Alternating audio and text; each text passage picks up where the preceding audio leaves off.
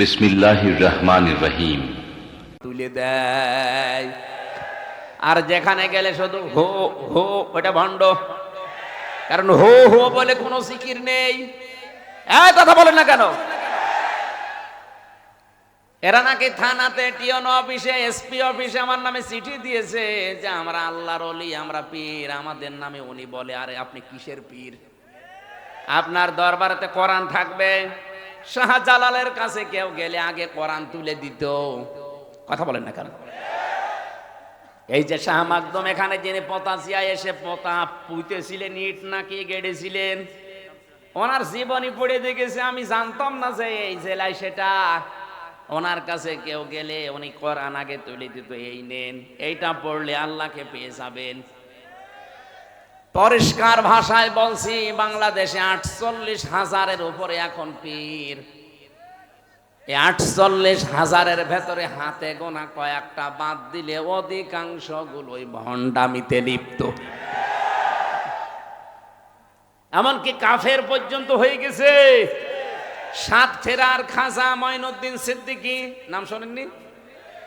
মাওলানা খাজা মঈনুদ্দিন সিদ্দিকী সাতক্ষীরা, শ্রদ্ধাভাজন বড় ভাই, উনিও এক পীরের সন্তান। উনি প্রকাশ্য মাহফিলে ঘোষণা দিয়েছে আমার বাবাও কাফের হয়ে গেছে। কারণ কাজ করে কুফরি, কথা বলে কুফরি।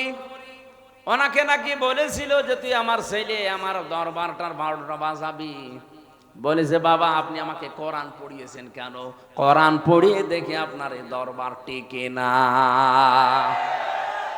এজন্য আবার বলছি, এই দেশে যারা পীর সাহেব আছেন, যেখানে গেলে আগে কোরআন তুলে দেয়। মরহুম মাওলানা আব্দুল জব্বার চট্টগ্রামের মতো, সারসিনার পীরের মতো যে কোরআন শরীফ নেন, এটা ভালো করে বোঝেন।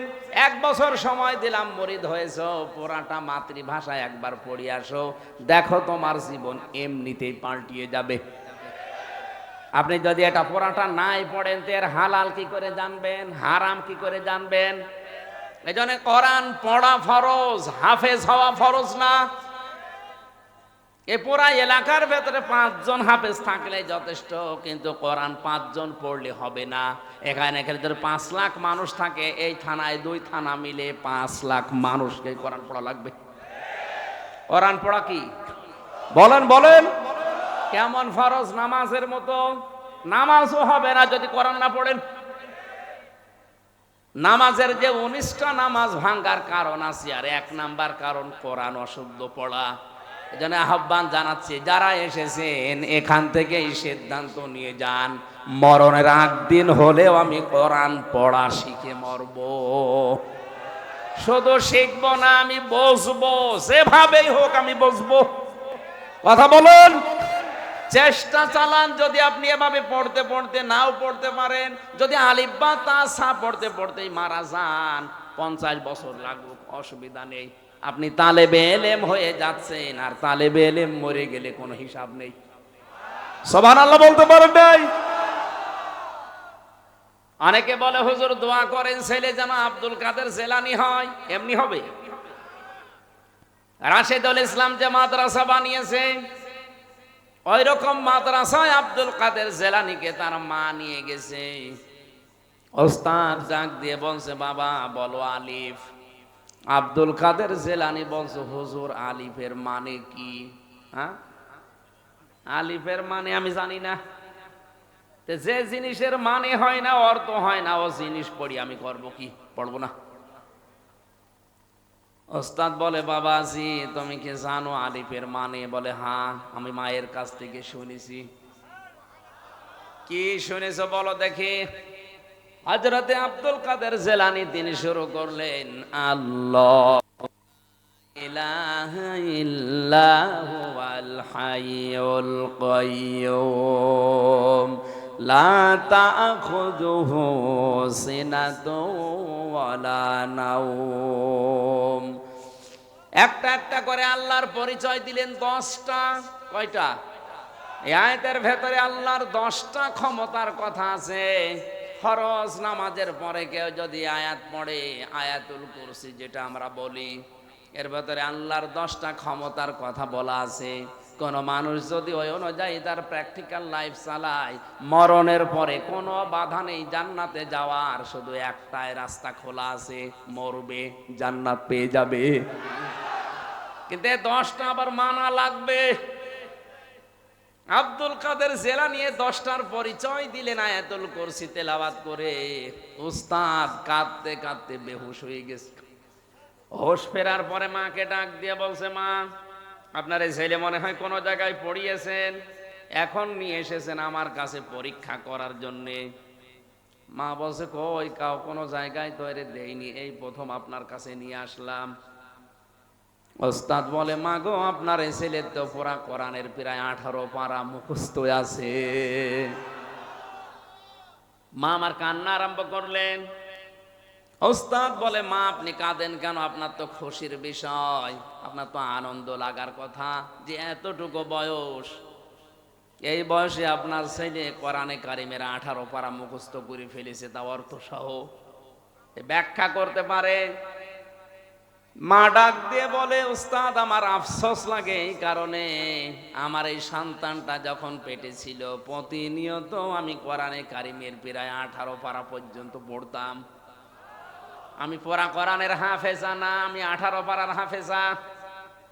আমি প্রতিনিয়ত কোরআন পড়েছি পেটে রাখা অবস্থায়। এ সন্তান জন্ম নেওয়ার পরে এর পাশে বসিয়ে বসিয়ে ফজর নামাজ পড়ি আমি কোরআন পড়তাম। ও শুয়ে শুয়ে আমার মুখের দিকে তাকিয়ে আমারে আব্দুল কাদের মুখ মিলাতো। আমার আফসোস হচ্ছে এই কারণে, আমি যদি আর একটু কষ্ট করে আর 12 পারা পড়ে পুরা কোরআনটাই মুখস্থ করে প্রতিনিয়ত পড়তে পারতাম, আমার এই ছেলে আব্দুল কাদের এতটুকু বয়সেই কোরআনের হাফেজ হয়ে যেত। আব্দুল কাদের জেলানী এমনি তৈরি হয়। এরপরেও তিনি মাকে মাঝে মাঝেই বলতেন, মা তুমি সত্যি করে বলো দেখি, আমাকে পেটে রাখা অবস্থায় কোনো হারাম কাজ করেছো নাকি? মা আশ্চর্য হয়ে বলে, কি বলিস? বলে, হ্যাঁ আমি বলতাম না, আমি যা পড়ি আমার মনে থাকতে চাই না, অবশ্যই তুমি আমাকে পেটে রাখা অবস্থায় কোনো হারাম কাজ করেছো। মা বলে, বাবারে তোরে পেটে রাখা অবস্থায় কোনো হারাম কাজ করেছি বলে আমার মনে হয় না, তবে একটা কথা আমার মনে আছে, আমার পেটের ভেতরে তোর বয়স যখন 9 মাস, কয় মাস, ওই সময় আমি তোর নানির বাড়িতে ছিলাম। উঠানের ওপরে আসার নাড়ি দেয়, শোকাতে দেয় রোদে, ওটা শোকাতে দিয়েছে কে জানো, আমি খেয়ে ফেলেছিলাম। কারণ সন্তান পেটে রাখা অবস্থায় মানুষের টকের দিকে ঝোঁক বেশি হয়। আমি হয়তো তুলে খেয়ে ফেলেছি, মনে করলাম তোর নানির। পরবর্তীতে খোঁজ নিলাম না, এটা পাশের বাড়ির একজন রোদে শোকাতে দিয়ে গেছে। বাবা আব্দুল কাদের, মানুষের জিনিস আমি না বলে খেয়েছি তোকে পেটে রাখা অবস্থায়, এই কারণেই মনে হয় তোর পড়া মনে থাকে না। ও সিরাজগঞ্জের মা বোনেরা, সন্তান পেটে রাখা অবস্থায় মানুষের জিনিস না বলে খেয়ে এই প্রভাব যদি সন্তানের মেধার উপরে পড়ে, এই কারণে যদি লেখাপড়া মনে থাকতে না চায়, আমাদেরকে যারা পেটে নিয়েছো কত কিছু না বলে খেয়ে তোমরা হজম করে ফেলো। আব্দুল কাদের জেলানী এমনি খালি দোয়া করলে আসবে, পেট ঠিক করা লাগবে। মেয়েদের এই কয়েক ইঞ্চি পেট, এটা অনেক দামি জায়গা। কত রকমের নজর ওই দিকে মানুষ দেয় উল্টা পাল্টা করে, আর মানুষের চোখের নজর বড় তীক্ষ্ণ, খুব খারাপ জিনিস এটা। অনেকেই হয়তো বলে, হুজুর আমি ভালো নজরে তাকাই, ওটা টাটকা শয়তান। তোমার নজর কত ভালো। বিশ্ব নবী মুহাম্মদ রাসূলুল্লাহ একদিন মসজিদে নববীতে নামাজে যাচ্ছিলেন, হঠাৎ করে একটা বেপরদা মহিলা তার সামনে পড়ে গেছে। তিনি মাথা নিচু করলেন, তাড়াতাড়ি করে বাড়িতে আসলেন।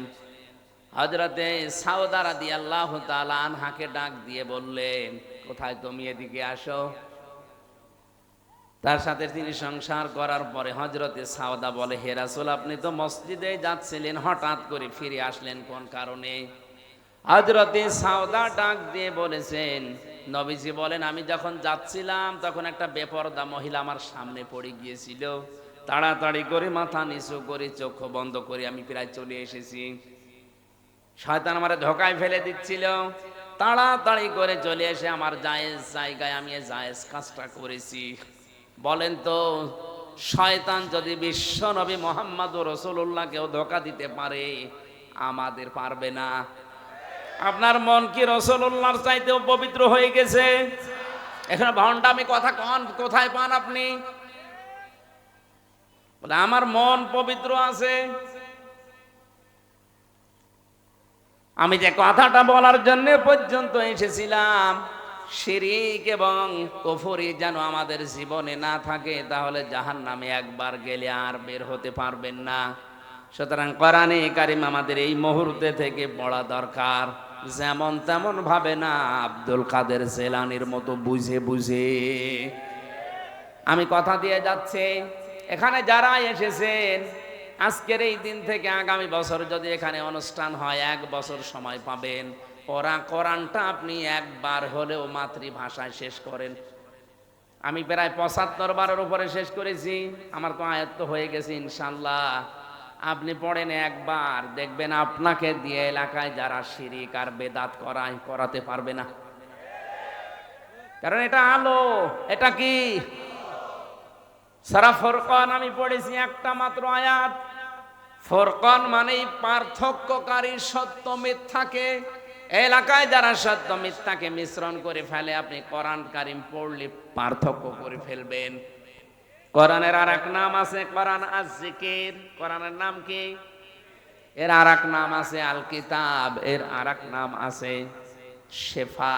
53টা নাম আমি কোরআনের পেয়েছি। প্রতিটি নামের ভেতরে সিগনিফিকেন্স আছে, একটা ভাব, সুন্দর একটা জিনিস লুকিয়ে আছে। কিতাব বলা হয় কোরআনকে কেন? আমি এখানে একটা সূক্ষ্ম তথ্য বের করেছি, ভালো করে শুনেন। আছেন তো আপনারা? কোরআনে কারীমকে কিতাব বলা হয় এই কারণে, পৃথিবীতে একটাই কিতাব আছে, তার নাম আল কোরআন। দুনিয়ায় আর যত বই আছে, কিতাব আছে, এগুলো কিন্তু আসলে কিতাব না, এগুলো কোরআনের সব ব্যাখ্যা। আল্লাহু কানাল বাহরু মিদাদাল লিকালিমাতি রাব্বি লানাফিদাল বাহরু ক্বাবলা আন তানফাদা কালিমাতু রাব্বি ওয়ালাউ জিনা বিমিসলিহি মাদাদা। আল্লাহ পাক বলেন, নবী আপনি বলুন, তামাম দুনিয়ার সব পানি যদি কালি হয়ে যায়, যত গাছ আছে দুনিয়ায় যদি কলম হয়ে যায়, দুনিয়ার জিন আর ইনসান মিলে যদি লেখা শুরু করে, কিয়ামত পর্যন্ত লিখতেই থাকবে, আমার কোরআনের ব্যাখ্যা শেষ করা যাবে না। ওয়ালাউ আন্না মা ফিল আরদি মিন শাজারাতিন আকলামু ওয়াল বাহরু ইয়ামুদ্দুহু মিন বা'দিহি সাবআতু আবহুরিম মা নাফিদাত কালিমাতুল্লাহ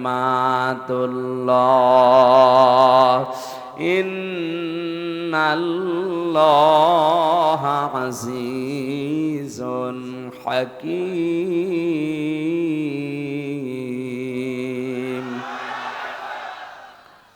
এটা 27 নাম্বার আয়াত সূরা লোকমানের। আল্লাহ পাক বলেন, যদি জমিনের যত গাছ আমি বানিয়েছি, সব গাছকে যদি কেউ কেটে কেটে কলম বানিয়ে ফেলে, 7টা সমুদ্রের পানিকেও যদি কেউ কালি বানায়, এরপরে আরো সমুদ্র যোগ করে, আল্লাহ এই কথাগুলো ব্যাখ্যা স্বরূপ বলছেন, এই কারণে যেটা সম্ভব না। মা নাফিদাত কালিমাতুল্লাহ, আমি আল্লাহর কালেমার ব্যাখ্যা লিখে কোনোদিন শেষ হবে না। এই জন্য দুনিয়ায় কিতাব কয়টা? একটা। বলেন বলেন, কেন একটাকে কিতাব বলা হয়? আমি এই জন্য আয়াতটা পড়লাম। যারা আলেম আছেন এবার তাদেরকে বলছি, কোরআনের প্রথম শুরুতেই দেখবেন লেখা আছে যালিকাল কিতাবু লা রাইবা ফীহি। এখানে কিতাবের আগে কি আছে? আলিফ লাম। কি আছে? আরো জোরে বলেন। এই এই ওঠে কারা গো?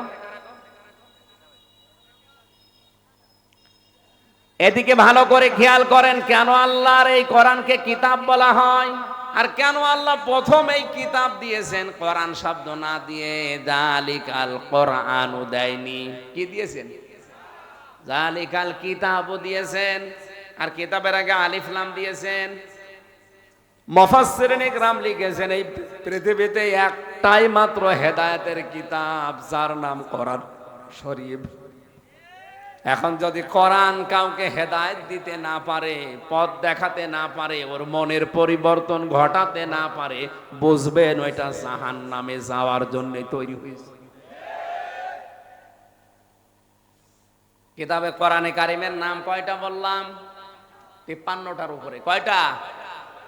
তাফসিরে ফি জিলালিল কোরআনে প্রায় 55টা আছে, কোনটা জায়গায় 53টা আছে। তাফসিরে খাজেনে, তাফসিরে কাবিরি আছে প্রায় 59টা।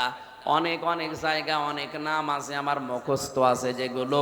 তার ভেতরে অন্যতম এই 4টা: আল কিতাব, আজ জিকির, আল ফুরকান, আল কোরআন। জোরে বলেন আল্লাহু আকবার।